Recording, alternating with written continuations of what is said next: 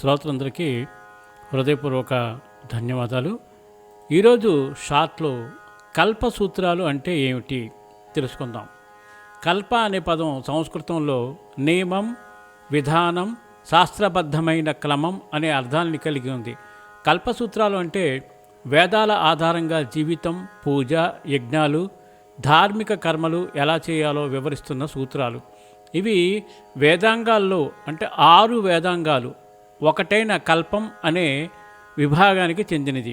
వేదాంగాల అవగాహన, వేదాలను అర్థం చేసుకోవడానికి అవసరమైన 6 ఉపశాఖలను వేదాంగాలు అంటారు.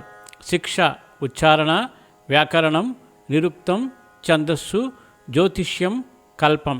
ఇందులో కల్పం అనేది ధర్మాచరణకు, పూజా కర్మలకు మార్గదర్శక శాస్త్రం. కల్పసూత్రాల వర్గీకరణ. కల్పసూత్రాలు ప్రధానంగా 4 భాగాలుగా ఉంటాయి. 1 శ్రౌత సూత్రాలు, వేదయజ్ఞాలు, హోమాలు, అగ్నికార్యాలు ఎలా చేయాలో చెబుతాయి. ఉదాహరణ అగ్నిహోత్రం, వాజపేయం, రాజసూయం మొదలైనవి. ఇవి ప్రధానంగా యజ్ఞ కార్యాల పద్ధతులు. 2 గృహ్య సూత్రాలు, గృహస్థ జీవితంలోని ఆచారాలు, సంస్కారాల గురించి చెబుతాయి. ఉదాహరణ పుట్టినప్పుడు, వివాహం, నామకరణం, ఉపనయనం, అంత్యక్రియలు మొదలైనవి. ఇవి ఇంటివారికి సంబంధించిన ధార్మిక నియమాలు.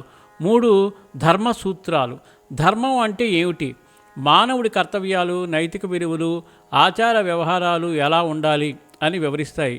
వీటిని తర్వాత స్మృతులు అంటే మానవ ధర్మ శాస్త్రాలుగా అభివృద్ధి చేశారు.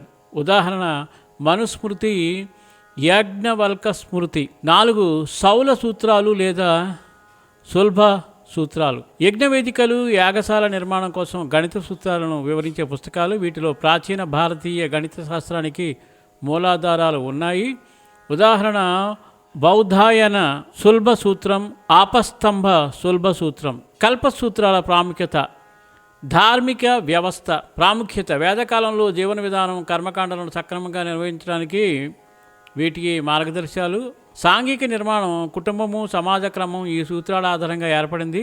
సంస్కృతి పరిరక్షణ, వేద పరంపరలోని ఆచారాలు తరతరాలుగా నిలిచినవే ఈ సూత్రాల ఫలితం. శాస్త్రీయ దృష్టి.